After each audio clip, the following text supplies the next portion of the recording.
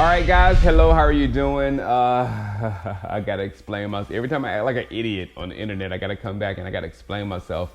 You know, I got a lot of hate from Cowboy fans. Again, I mean, look, I've been mad. I mean, this is all on tape, all on here on YouTube. I've been a mad individual for the past 3 years. I've not felt like this team was making the right moves to go forward. I didn't feel like this team was taking a clean locker room, if you know what I'm saying, with that one selection.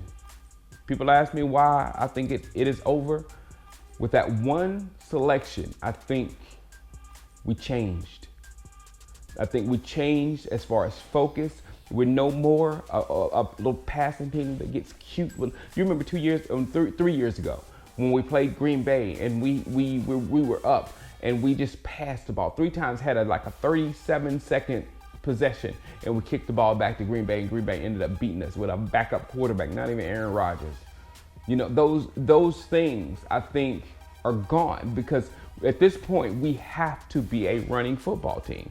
Kind of what I mentioned on the video, the presidential debate video, which was great therapy, by the way, great therapy.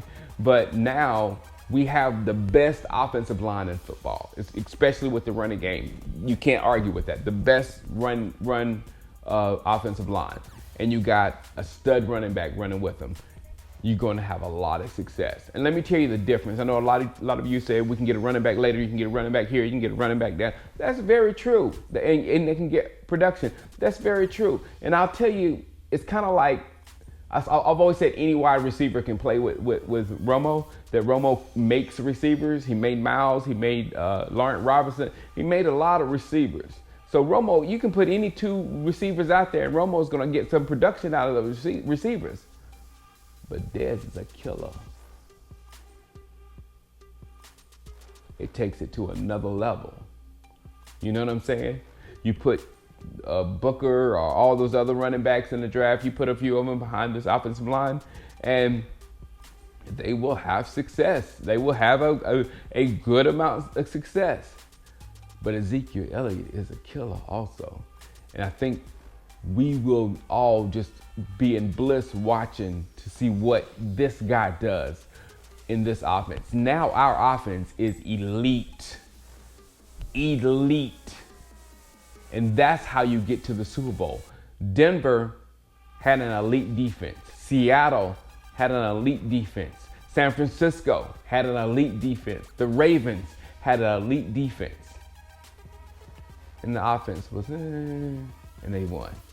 And the same on the other side of the ball. When you have a powerful run-based offense, not a passing offense, because a passing offense, you can put 21 points on the board in 5 minutes, and the other team can eventually come back and get those 21 points back. You know what I'm saying? Not a passing offense.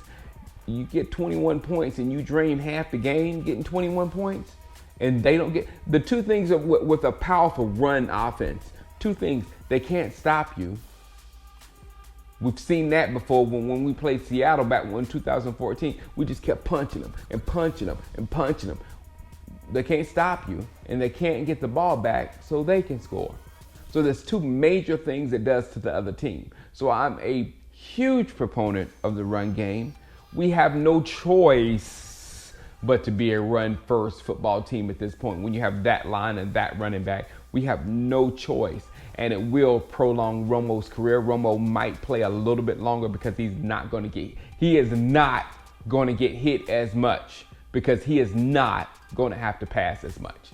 So there's that with Ezekiel Elliott. I'm as ecstatic as it can be, and I think that we're moving in the right direction as far as play on the football field, on how to play, game management, all those things that we've been lacking.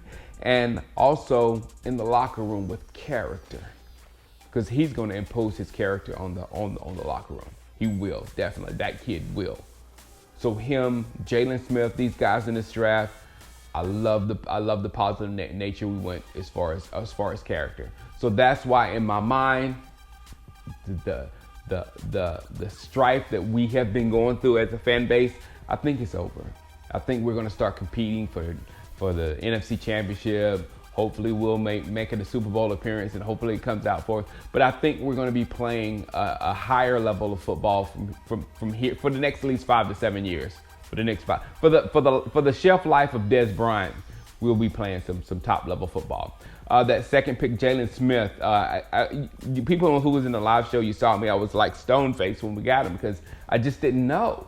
You know, we heard all these pre-draft things about his injury, about, man, he might not play again or whatever. And I don't know whether that was like some false information going or the worst case scenario, because Jerry had to have some better information to take him here. And if our doctors, if the Cowboys doctors did the thing, then I'm gonna trust the situation. I'm gonna trust the situation. And it gets better. For the people who wanted Jalen Ramsey, wanted that defensive guy, we want that special defensive guy.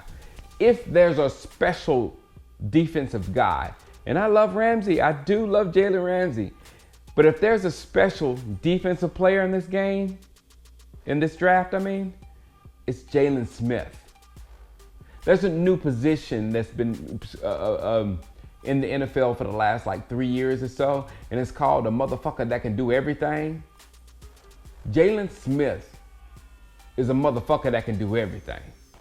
He can put his hand in the dirt, rush the passer. They didn't use him like that in Notre Dame, but he can do it. He might just be the best pass rusher in the draft. We don't know. We will find out once that knee sparks up. He can cover the inside receivers and shut the inside down from a passing perspective. He can read and react as far as feet working in the box and attack and stop the run game that way. And he can work in space. If you're out running around in a hook or a pitch play or whatever, he can take that out also. He can do it all. He can do it all. And I'm telling you, players on that mid-level, the Ray Lewises, I'm not comparing him to any of these guys because he's a different beast altogether. One scout, I heard it on TV. One scout said Jaylon Smith was the top rated prospect he ever scouted. That's too much potential right there. So I after thinking about it for a minute, because it took me as a shot, after thinking about it for a minute, I really like that pick. He's going to be one of my favorite top Cowboys. Now let me get through the rest because this can get long. Malik Collins, great guy, Henry Melton type guy. That was a Marinelli pick. I got to trust Marinelli on this because he knows what he needs. He's been looking for that Henry Melton type individual for a while now. He's got him. Good for you. He's a powerful guy, lower body. I think he's 785 pounds in squats. He's like a killing wrestler, didn't lose. I mean, won championship after championship. So he's a monster with leverage and things of that sort. And the only thing about him of note is that he was Randy Gregory's roommate in college. And you know how much I love Randy Gregory. I just hope he was a positive friend. You know, your friends kind of pull you over to being kind of like them, either bad or either good. I hope he was a good influence on him. Charles Tapper, a fast lineman. He will flash for us here and there. He will get a sack here and there. His speed is off the charts for a defensive end. So I really like that pick, especially with Gregory and Lawrence in their situations. Okay, that fourth pick, Dak Prescott. I made a video about him. Dak, he's one of the more intriguing quarterbacks in the draft. He's one of the guys I kind of wanted. His potential, in my mind, he's that new brand of quarterback. And he could be this is a potential, part Cam, part Russell Wilson. If he can throw NFL passes, then he can be nasty. Especially with us, when all he's going to have to do is drive the bus. He's not going to be forced to carry the team on his back. He's going to be a bus driver, a la Russell Wilson. I'm hoping the best for Dak. I can see the powerful run game that we can develop with Dak. And if you look back throughout history of the NFL, of those teams that had a running back that can kill you in the run and a quarterback that can kill you in the run, You remember Atlanta and the Vic days. You got the McNabb days in Philadelphia, him and Westbrook. You got the Steve McNair, Eddie George year. There's a lot of situations, and when you look back, when you are the top running team in the league, and you got a running back and a quarterback that can eat you up in the run, that team usually has some success. Look back. I don't think there's many situations where you had a killer running back and a quarterback that is mobile, that can run, and you put them two together. It usually means success.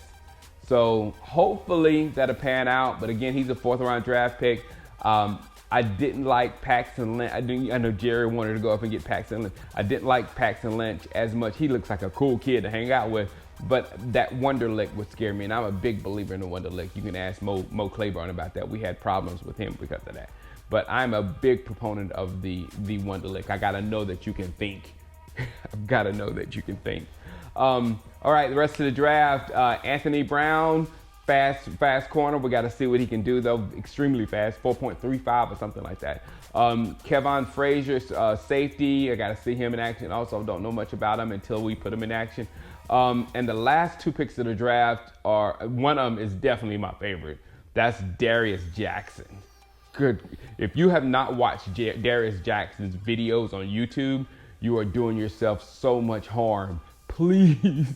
Please watch his video. There was one play where he made a move, ran all the way down to the 2-yard line and just ran somebody over into the end zone and just beasted on him. It was amazing. Then he did it again a minute later. Then he did it again like a minute and a half later.